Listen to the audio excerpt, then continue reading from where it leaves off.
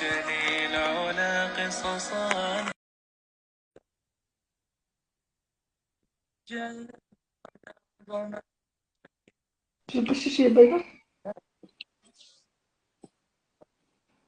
السلام عليكم ورحمة الله وبركاته. Alaikum salam wa rahmatullahi wa barakatuh. Comment ça va? Alhamdulillah, ça va mon frère et toi? Alhamdulillah. Bienvenue à Alhamdulillah. tous. Alaikum à tous.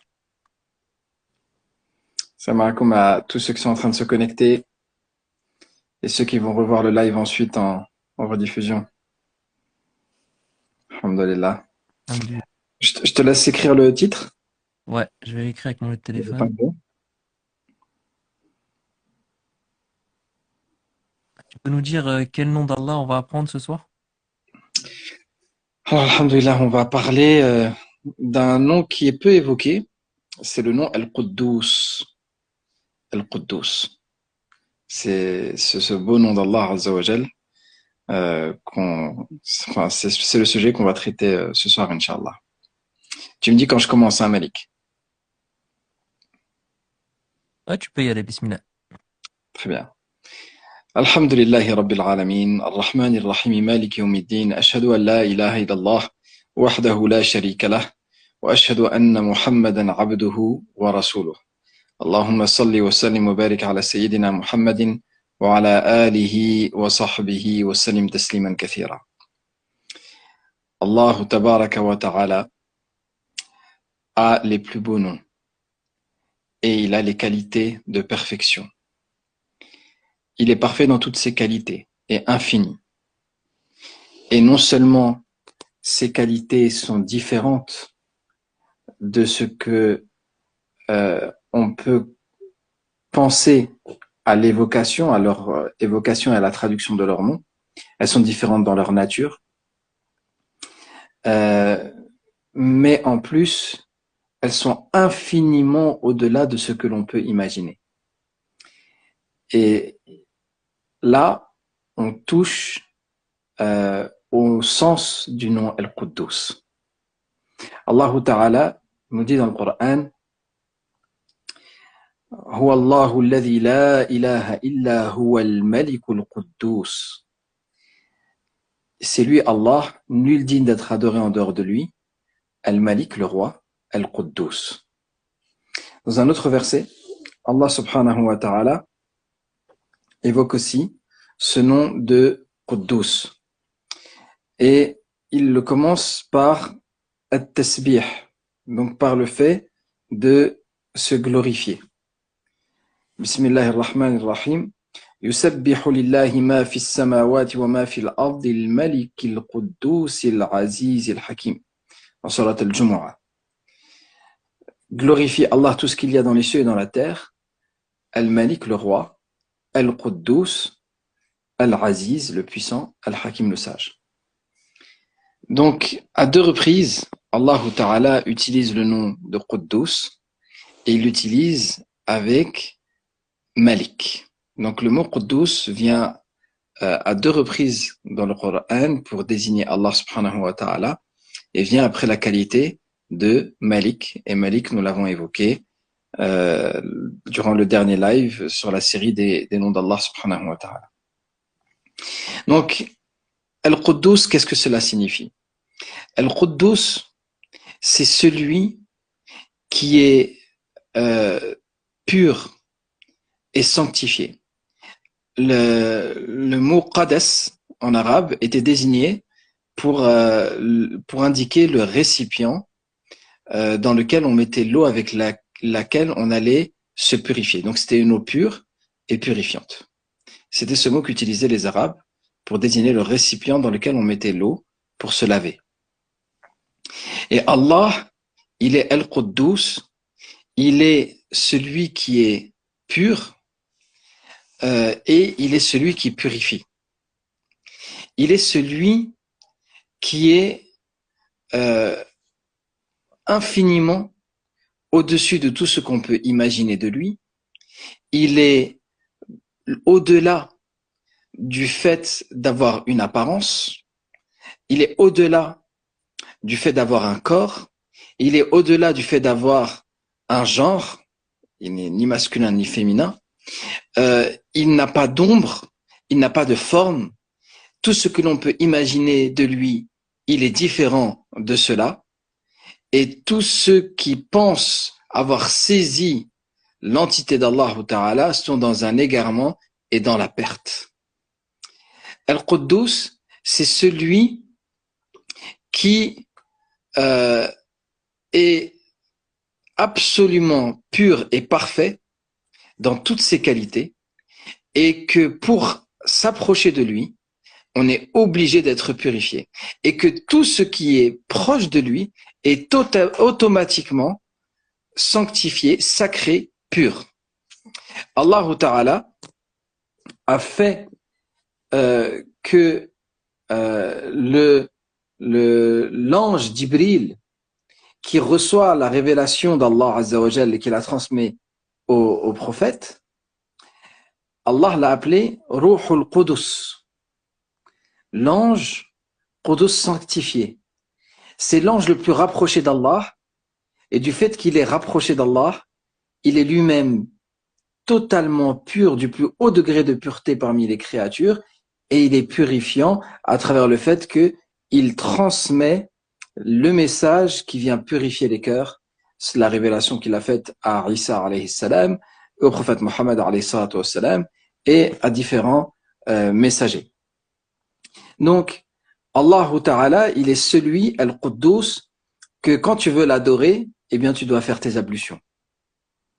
Il est celui, Al-Quddus, qui, pour l'adorer, tu dois te débarrasser de toute impureté dans ton corps, dans tes vêtements et dans l'endroit où tu pries.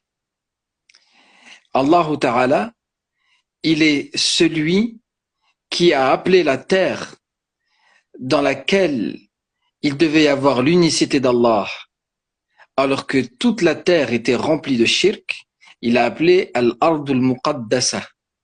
Et cette ard, la terre Muqaddasa, la terre pure du shirk, cette terre Muqaddasa, la terre de Palestine, elle a été écrite pour les fils d'Israël, qui étaient les seuls parmi les êtres humains à leur époque, les seuls qui adoraient Allah Ta'ala l'unique et qui avaient purifié leur cœur du shirk. Et du fait que les premières générations n'avaient pas ce cœur purifié du shirk et qu'elles étaient encore très très impactées par le temps qu'elles ont passé et l'influence qui les a atteintes de Pharaon et de son peuple et de l'ambiance de shirk dans laquelle les fils d'Israël ont vécu, le fait que ces gens n'étaient pas totalement purifiés, eh bien Allah Ta'ala les a laissés errer 40 ans dans le désert jusqu'à ce que vienne une nouvelle génération et que aucun de ceux qui ont refusé d'obéir à l'ordre d'Allah Azza wa Jal de rentrer dans la terre sainte et qui tous ceux qui ont refusé qui ne puissent pas y accéder. Et aussi Allah Ta'ala a fait que la génération qui est rentrée dans l'Ard al-Muqaddasa, la terre sanctifiée et purifiée, c'était la génération qui n'avait pas adoré le veau d'or. C'était la génération qui n'avait pas dit à Allah, « Oh Allah, donne-nous des divinités. Oh Moussa, donne-nous une divinité comme ces gens-là ont une divinité afin qu'on puisse l'adorer. » Ce sont les gens qui n'ont pas voué un culte à autre qu'Allah subhanahu wa ta'ala et dont le cœur, comme Allah dit dans le Coran, « Wa ushribu fi qulubihimul ijla bi kufrihim » et ils ont été abreuvés du veau d'or dans leur cœur par leur mécréance. C'est-à-dire que ils ont tellement voué un culte d'adoration et d'amour à ce veau d'or que leur cœur s'est imprégné d'amour pour ce veau d'or. Ça, c'est quelque chose normalement qui est censé être que pour Allah Azza wa Jal.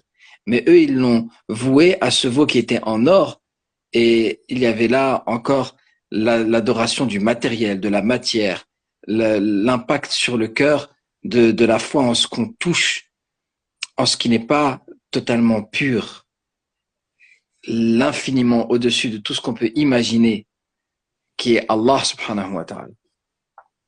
Donc Allah ta'ala, Al-Quddus, c'est celui qui, lorsqu'on est en recours, c'est sunnah de dire, ou en sujoud même, c'est sunna de dire parmi les invocations Subbuhun Quddusun Rabbul Malaikati wal Ruh. Subbuhun, c'est tasbih. Et at-tasbih, c'est at-tanzih. Subbuhun, ça signifie gloire à Allah dans le sens qu'il est infiniment au-dessus de tout ce qu'on peut imaginer de lui. Il est au-dessus de ce qu'on lui a attribué comme enfant, comme compagne.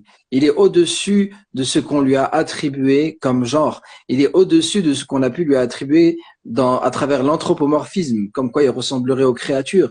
Il est au-delà de ce qu'on décrit de lui les associateurs et les égarés, ceux qui ont couru la colère d'Allah. C'est ce qu'on dit lorsqu'on dit Subbuhun. Et quand on dit Quddusun, eh bien là, on a rajouté encore une qualité au tasbih, c'est que non seulement il est au-dessus, mais il y a le sens de vraiment, il est pur, absolument pur de toute ressemblance à ce qui pourrait diminuer de son être. L'infiniment, l'infiniment parfait dans toutes ses qualités, subhanahu wa ta'ala, qui en absolument rien ne ressemble à ces créatures. Le prophète, alayhi salatu wassalam, a enseigné aux sahaba, radiallahu anhum, le fait qu'ils devaient adorer Allah, azza wa jal, en ayant conscience qu'il était au-delà de ce qu'ils pouvaient imaginer de lui. Et ainsi, ils faisaient cette invocation que eux entendaient, et ils disaient Subhanaka la nuhsi thana'an alayk, anta kama athnayta ala nafsik. Gloire à toi. Nous sommes dans l'incapacité de te glorifier tel que tu dois l'être, mais plutôt tu es tel que tu t'es décrit toi-même. Tu es tel que tu as fait tes propres éloges. Quand Allah parle de lui-même et qu'il fait ses éloges, subhanahu wa ta'ala, il parle de lui avec science de qui il est. Quand nous faisons les éloges d'Allah, nos éloges sont toujours en dessous de la réalité de qui il est. Même si on utilise les mêmes mots qu'Allah utilise, mais à partir du moment où il passe le filtre de notre compréhension, au moment où on les exprime, on exprime quelque chose de différent, même si c'est avec les mêmes mots, que ce que Allah a dit de lui-même. Quand Allah dit de lui-même, Subhanalladhi, gloire à celui, khalaqa al-azwaja kullaha, gloire à celui qui a créé les couples de toutes sortes. Quand lui il dit ce subhana, ce tasbih, quand lui il fait, il nous rappelle qu'il est au-dessus de ces créatures, lui il le dit avec une science totale et absolue de qui il est, dans l'infini de ses qualités. Quand nous le disons, nous sommes toujours en dessous de la réalité. Parce qu'il est celui qu'on n'a jamais fini de connaître. Il est celui qu'on n'arrivera jamais à englober dans notre connaissance. Il est celui qui, même pour l'infini du paradis, même tout le temps que les gens passeront au paradis, pour l'éternité du paradis, et les gens qui sont tout au sommet du paradis pourront regarder Allah Azza wa Jal à leur guise, eh bien, ils n'auront jamais fini d'observer Allah et de découvrir qui il est et de s'émerveiller de qui il est, subhanahu wa ta'ala, et ce pour l'éternité, car il est infiniment au-delà de tout ce qu'on peut imaginer de lui, tandis que notre esprit, lui, sera toujours limité. Et lui, il sera toujours éternellement au-delà. Si nous devant lui, notre compréhension pour les matheux, notre compréhension de qui il est, elle penchera toujours infiniment par rapport à lui, elle penchera infiniment toujours vers le zéro, tandis que lui, il est vers l'infini, subhanahu wa ta'ala. Plus tu te rapproches de lui, Al-Quddus, et plus tu te rends compte que tu ignores qui il est. Plus tu le connais, et plus tu sais qu'il est différent de ce que tu penses de lui. Et plus tu penses le connaître, et plus tu es ignorant en réalité de qui il est. Les personnes qui connaissent le mieux Allah sont celles qui savent le plus qu'elles sont loin de sa véritable connaissance. Et les personnes qui sont le plus éloignées d'Allah et le plus ignorantes sont celles qui pensent le connaître. Elles disent, moi je connais Rabbi, moi je connais mon Seigneur. Qu'est-ce que tu connais ton Seigneur? Le but de ton existence, c'est de connaître ton Seigneur. La raison pour laquelle Allah Ta'ala t'a créé, c'est apprendre à connaître Allah. Comment tu peux dire que tu le connais? Alors tu le connais partiellement. Tu connais quelque chose. Tu as compris qu'il était unique. Et encore, même cette compréhension, elle est limitée. Tu as compris en tout cas qu'il ne fallait pas adorer un autre que lui. Subhanahu wa ta'ala. Tu as compris qu'il était différent. Il y a des choses qu'on a comprises. Alhamdulillah. On a compris une partie du sens des qualités d'Allah, de l'amour, de la miséricorde, de la clémence, du pardon. Il y a des sens dont on a compris une bribe.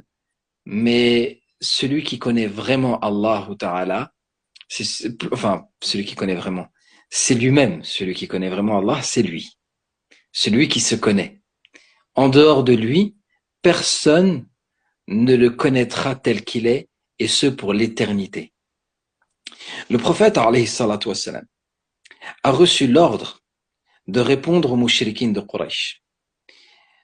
Une sourate courte que les enfants récitent et à laquelle on est invité à réciter tous les soirs. Et celui qui la récite le soir, il est protégé contre le shirk.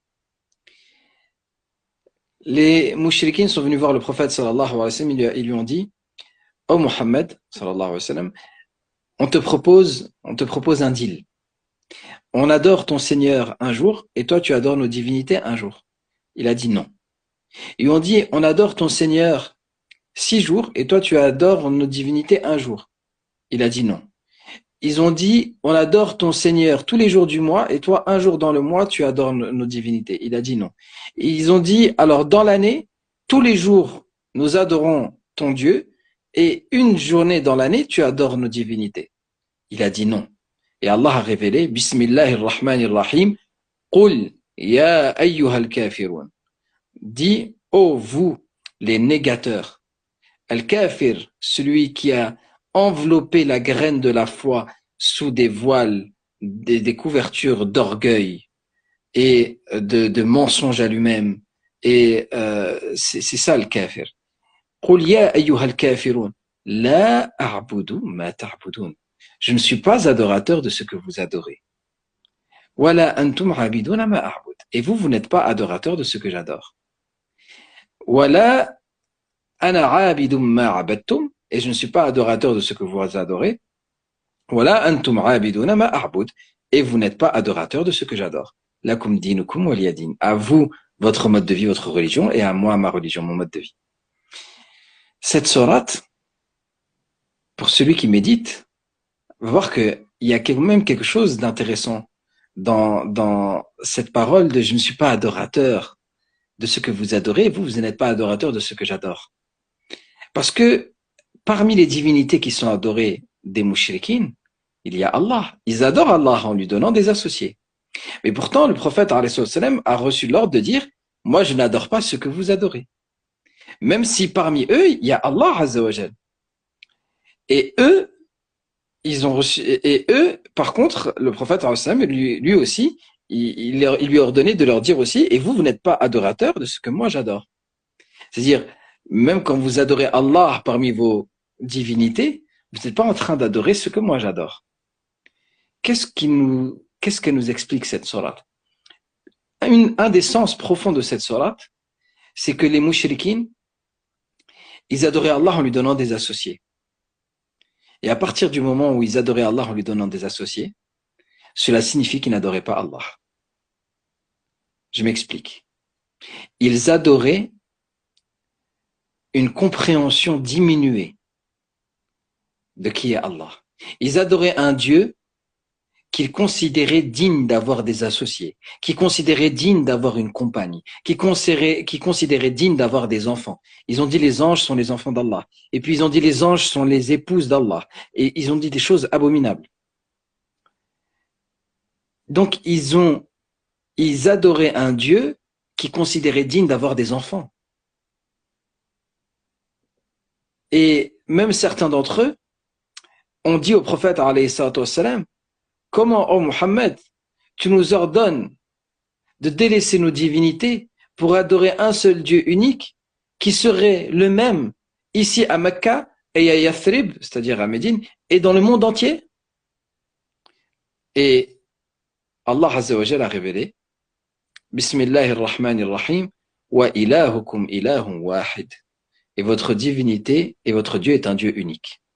La ilaha illahu. Nul digne d'être adoré en dehors de lui. Ar-Rahmanur Rahim. On a expliqué ces noms déjà précédemment. Ar-Rahman Ar-Rahim. Inna fi khalqis samawati wal ard. Certes, il y a dans la création des cieux et de la terre. واختلاف الليل والنهار. Et dans l'alternance du jour et de la nuit. والفلك التي تجري في البحر بما ينفع الناس. Et le navire qui vogue avec ce qui vogue avec chargé de ce qui est utile pour les gens. وما أنزل الله من السماء من ماء. Et dans ce qu'Allah a fait descendre du ciel comme eau. فأحيا به الأرض بعد موتها. Et il a fait vivre par elle la terre après sa mort. وبث فيها من كل دابة. Et il a propagé sur elle de toutes sortes d'animaux, de bêtes. وتصريف السحاب.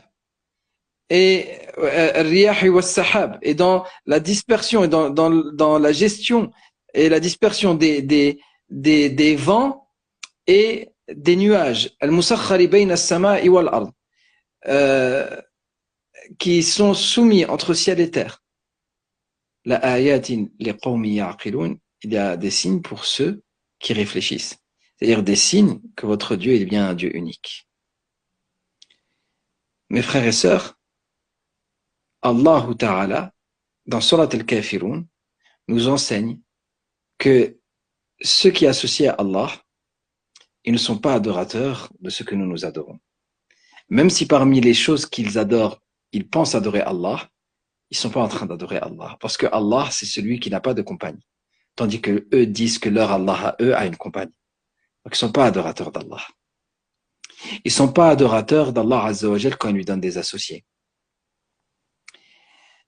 Et nous, bien prendre garde à ne pas adorer une divinité figée à notre compréhension. Je ne veux pas vous perdre. Là, je sais que je suis en train de dire quelque chose d'un peu difficile. De ne pas adorer un Dieu dont je pense qu'il est tel que je l'imagine. Dans l'image, tous intérieurement, on a obligatoirement, inconsciemment, une image. Quand je dis une image, je ne parle pas d'une forme qu'on aurait dans l'esprit, mais on a une compréhension de qui est Allah. On a une compréhension de qui est Allah. Tous. Mais ce qui est important en tant que musulman, c'est d'être conscient, quand on l'adore, que notre compréhension de qui il est en dessous de la réalité. C'est ça qui est important. De se dire, quand je dis Allahu Akbar et que je rentre en prière, parmi les sens de Allahu Akbar, Allah est plus grand. C'est Allah est plus grand que ce que moi je pense de lui. Déjà, premièrement. Allah est plus grand que la croyance que j'ai en lui.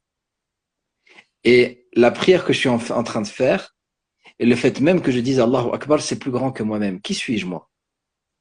La parole Allahu Akbar est plus grande que moi. Et rien ne pèse plus lourd dans la balance le jour du jugement que le nom d'Allah.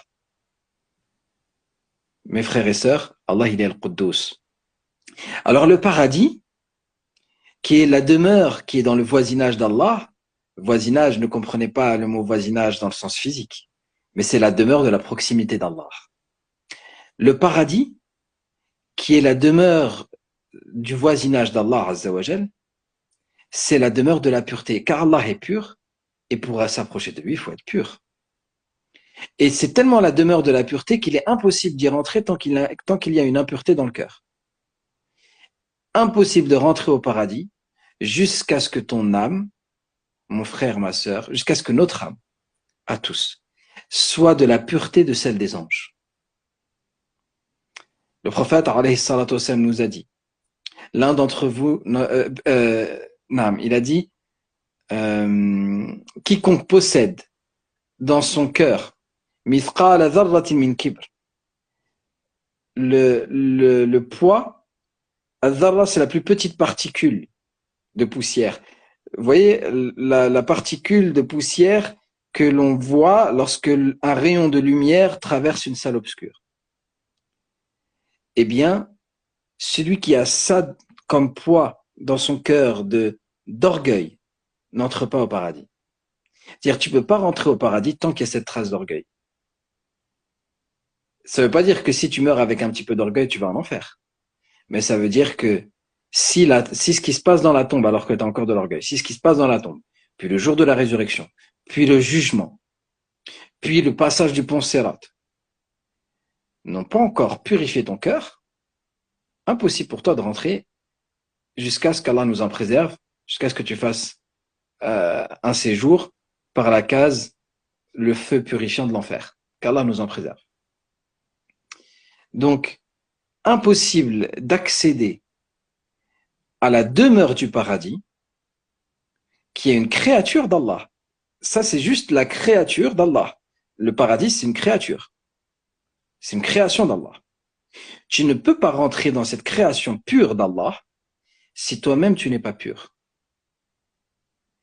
Que dire alors que de se rapprocher d'Allah lui-même, subhanahu wa ta'ala.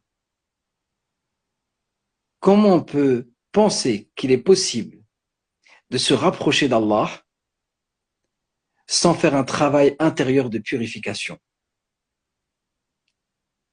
C'est là l'égarement évident. Et Allah nous dit que c'est là les pas du diable. Dans un verset, Allah nous dit Ya ayyuhalladhina amanu dukhulu fis silmi kaffa. Ô vous qui avez cru, entrez pleinement dans l'islam. As-silm, c'est l'islam, la paix et l'islam. وَلَا تَتَّبِعُوا خُطُوَاتِ الشَّيْطَانِ. Et ne suivez pas les pas du diable. Quel rapport entre rentrer pleinement et suivre les pas du diable? Eh bien, le diable, qu'est-ce qu'il avait? Qu'est-ce qu'il a fait le diable? Le diable, il avait l'adoration apparente. Donc, il avait la salate. Il faisait plus salate que nous, mes frères et sœurs. Iblis, il priait jour et nuit, sans s'arrêter. Il avait un degré d'adoration qui faisait que il passait inaperçu dans l'assemblée des anges par ses adorations. Qu'il n'était pas étrange pour les anges que Iblis soit parmi eux. Il avait un degré d'adoration tellement élevé dans l'apparence, mais il a négligé sa purification intérieure. En même plus il adorait Allah, et plus il s'enorgueillissait.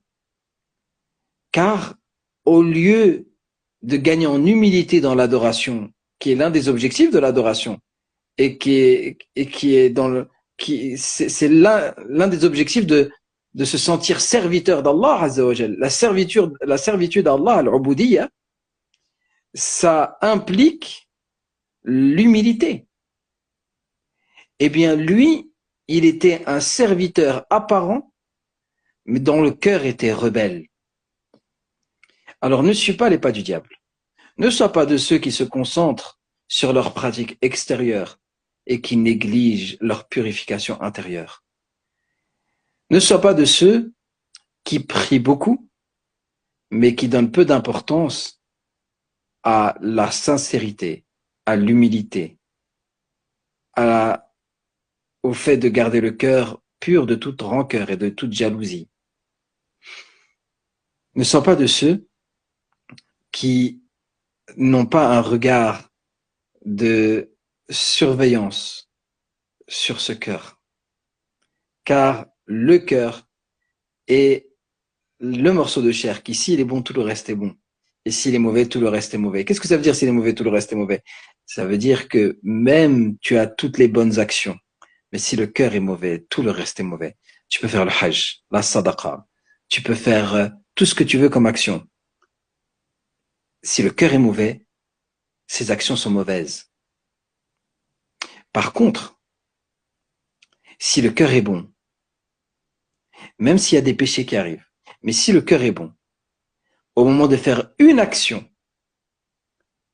que Allah aime, mais avec un cœur bon au moment de la faire, cette action peut être la cause que tu sois sauvé totalement le jour du jugement. La prostituée des fils d'Israël qui a donné à boire à un chien, elle avait, subhanallah, pour aller vers la prostitution, il y a un problème dans la foi. Clairement. Pour aller vers la prostitution, il y a un problème dans les valeurs. On ne connaît pas l'histoire de cette femme. On ne connaît pas les épreuves qu'elle a vécues dans son enfance, ce qui l'a mené à ça. Mais ce qui est sûr, c'est que dans l'apparent, elle est dans les perdantes. Mais Allah a aimé en elle, malgré qu'elle soit une personne de grand péché, Allah a aimé en elle une action qu'elle a faite avec miséricorde. Et par cette action, Allah lui a pardonné. Elle a fait rentrer au paradis. Tandis qu'à l'époque du prophète, alayhi salatu wassalam, il y avait une femme qui jeûnait le jour et priait la nuit. Mais elle a enfermé un chat. Elle a attaché un chat et elle l'a pas nourri, elle l'a pas libéré pour qu'il puisse aller se nourrir et chasser les petits insectes, les petites bêtes, etc. Et elle a laissé le chat mourir. Le prophète alayhi salatu wassalam a dit, elle est dans le feu. Elle jeûne le jour, mais elle a pris la nuit, mais il y a quelque chose qui va pas, c'est le cœur. Elle n'a pas de miséricorde, elle n'a pas de rahma. Et l'absence de rahma, c'est symptomatique de la présence de l'orgueil. Car la miséricorde, c'est l'altruisme, c'est le fait d'être porté vers l'autre. Alors que l'orgueil, c'est le fait d'être centré sur soi. Et celui qui a l'orgueil est au point de laisser mourir devant soi un animal qui agonise pendant des jours et des jours de faim, celui-là, le prophète alayhi sallam a dit, elle prie le jour, elle jeûne le jour, elle prie la nuit, mais elle est dans le feu. Cette femme qui jeûnait le jour et qui priait la nuit, mais qui faisait la médisance sur ses voisins. Le prophète alayhi sallam a dit, elle est dans le feu. Cet homme qui, les sahaba ont dit, il est martyr et il est au paradis. Le prophète alayhi sallam a dit, non, non, non, moi je le vois dans le feu. Et ils l'ont cherché dans le champ de bataille et ils ont trouvé qu'en effet, il avait volé un manteau du butin. Il avait volé quelque chose dans le butin. Et donc, à partir du moment où il a volé quelque chose dans le butin, c'est qu'il est mort avec un grand péché, le vol. Et en plus, le vol à toute la communauté, puisqu'il a volé dans le butin. Et dans la communauté, il y a une part qui va pour les veuves, les orphelins, les pauvres, etc. Donc, il a volé une partie des biens des orphelins.